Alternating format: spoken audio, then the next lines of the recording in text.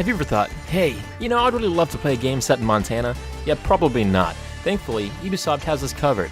Set in the fictional open-world map of Hope County, Montana, where a cult by the name of Project Eden's Gate has taken over the region.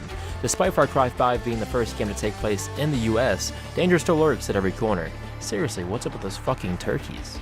With that said, it is a very fleshed out and beautiful world, and it feels just as vibrant as past Far Cry games. Fried, boiled, steamed, cured, hell, we even got a signature dessert.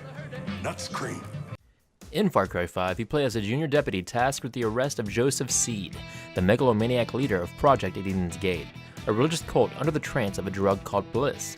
Although less intimidating than pagan men from 4 or Voss from 3, and with even less backstory, you can't help but shudder whenever Joseph speaks. While Far Cry 5 doesn't do a great job, or much at all, at diving into Joseph's past, the character they created is truly haunting, and it's a bummer we didn't get to see more of him. He still maintains a level of intrigue that makes you want to finish the story to the end, and it is well worth it.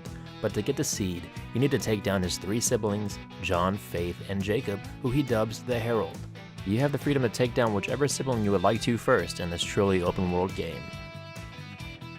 The yes-man of the group, John Seed, leads the Holland Valley region, and likely the first that you'll face head-on as you venture into the world, depending on where you choose to start.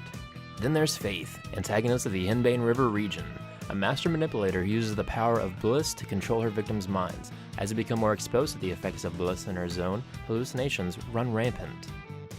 Lastly is Jacob Seed, the oldest brother to Joseph Seed and leader to the Whitetail Mountains region.